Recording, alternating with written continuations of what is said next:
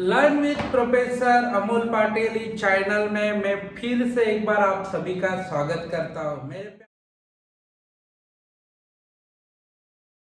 प्यारे विद्यार्थी मित्रों, आज हम लोग ड्यूअल नेचर ऑफ रेडिएशन में सबसे इंपॉर्टेंट पैरामीटर पढ़ेंगे। उसका नाम है डी ब्रॉगली वेवलेंथ। बेटा देखो, डी ब्रॉगली वेवलेंथ लाइट दो नेचर शो करता है। जैसे हम लोग पत्थर फेंक के मारेंगे, हमें लगेगा तो हम लोग बोलेंगे कि पार्टिकल आके हमें लगा। ठीक है बच्चा लोग, देखो ये लाइट जो है ना, ये वेव के जैसा भी आता है, ट्रांसवर्स वेव। ओके, तो ये भी हम लोग ने सीखा था। इसका मतलब अकॉर्डिंग टू डी ब्रॉगली वो बोलता है लाइट पत्थर के जैसा लग भी सकता है। किसमें पढ़ा है? फोटो इलेक्ट्रिक इफेक्ट में। और बच्चा लोग देखो, ये लाइट है ना, वेव के जैसा ट्रेवल भी होता है। कहने का मतलब है अकॉर्डिंग टू डी ब्रॉगली ये कहना चाहता था कि लाइट को बेटा दो नेचर है, particle nature as well as wave nature. उसी के लिए हम लोग सीखेंगे। मैंने क्या स्टेटमेंट लिखा है? लाइट दोनों नेचर शो करता है। उसके लिए इस टॉपिक का नाम क्या पड़ा? Dual nature. तो ये ड्यूअल नेचर के बारे में हमें किसने बताया है? डी ब्रॉगली भाई साहब ने। अभी डी ब्रॉगली के कॉन्सेप्ट्स के ऊपर बहुत सारे एंट्रेंस में क्वेश्चन पूछे जाते हैं बेटा। उसमें से जब मोमेंटम के ऊपर क्वेश्चन आएगा तो लैम्डा एच अपॉन एमवी वाला फॉर्मूला, जब काइनेटिक एनर्जी मेंशन किया है और डी ब्रॉगली वेवलेंथ पूछा है तो हम लोग H upon 2m kinetic energy, जब हम लोग को बेटा वोल्टेज दिया जाएगा तो तुम क्या करेंगे? Lambda is equal to h upon root of 2m EV। Okay, V का मतलब वोल्टेज। अभी देखो, सब में मेंशन किया जाएगा इलेक्ट्रिक फील्ड। इलेक्ट्रिक फील्ड का वैल्यू दिया जाएगा तो तू फॉर्मूला कौन सा यूज करेगा? Lambda is equal to h upon q E t. समझा बेटा? तो ई का मतलब होता है इलेक्ट्रिक फील्ड। और बच्चा लोग उसको यूज कर सकते हैं। यदि तुझे मैग्नेटिक फील्ड दिया जाएगा तो तू क्या यूज करेगा? Lambda is equal to h upon q B r. B का मतलब होता है मैग्नेटिक फील्ड। तो बच्चा लोग इसके ऊपर के कुछ क्वेश्चंस हमें सॉल्व करना है, तो अभी हम लोग क्वेश्चंस को सॉल्व करेंगे। 2012 के साल के एग्जाम में बेटा पूछा गया था क्वेश्चन में क्या लिखा है? देखो बेटा, alpha particle move in a circular path of radius 0.83 centimetre and magnetic field de Broglie wavelength कितना रहेगा?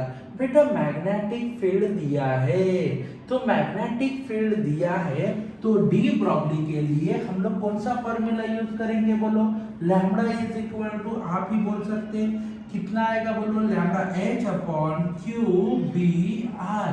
बेटा देखो, आर का वैल्यू कितना दिया है? एकदम इंपॉर्टेंट 0.83। ओके, इनटू 10⁻⁻, कितना लिखेंगे? 10⁻⁻2 मीटर। और बेटा मैग्नेटिक फील्ड V का वैल्यू दिया है 0.25। Okay, weber upon metre square. ठीक है बेटा, अभी वैल्यू पुट करते हैं, एकदम इंपॉर्टेंट पॉइंट है। चलो बेटा, अभी मैं क्या बताता हूँ, देखो ध्यान से समझ के लेना। Lambda is equal to h का वैल्यू 6.63 इंटू 10⁻34। क्यू का वैल्यू, चार्ज का वैल्यू तो पता है 1.6 इंटू 10⁻⁻19। चलो बी का वैल्यू कितना रहेगा? एकदम सिंपल 0.25।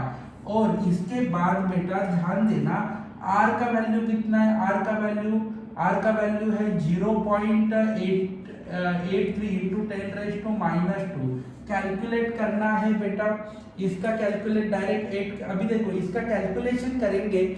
आफ्टर कैलकुलेशन लैम्डा का वैल्यू आएगा 0.01 इंटू 10⁻⁻10। उसी को हम लोग 0.01 एंगस्ट्रॉम यूनिट कहलाएंगे। इस प्रकार से ऑप्शन आपका आएगा ऑप्शन नंबर डी। तो बच्चा लोग कैलकुलेशन करो, अप्रॉक्स कैलकुलेशन करेंगे तो भी आपका आंसर आ जाएगा। इस प्रकार से हम लोग उसको सॉल्व कर सकते हैं। तो आपको समझ में आया होगा, जब मैग्नेटिक फील्ड दिया जाएगा तो हम लोग कौन सा फॉर्मूला सेलेक्ट करेंगे, आंसर कैसे करेंगे। कैलकुलेशन का पार्ट ये क्या होता है, आपको स्किलफुल करना पड़ेगा।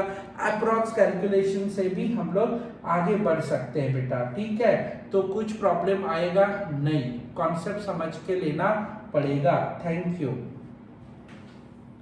1999 में बेटा डी ब्रॉगली वेवलेंथ के ऊपर एक क्वेश्चन पूछा था। उसने क्या बोला था, de Broglie wavelength of particle of mass m and velocity v। तो आप कौन सा डी ब्रॉगली का फॉर्मूला यूज करेंगे। देखो मास और वेलोसिटी वाला कौन दिख रहा है, बोलो। इसमें किसमें मास नहीं, एक ही में तो मास दिख रहा है। तो lambda is equal to h upon क्या हो जाएगा, mv। ऑप्शन नंबर हम लोग सेलेक्ट करेंगे ए। तो सबको क्लियर हो गया बेटा।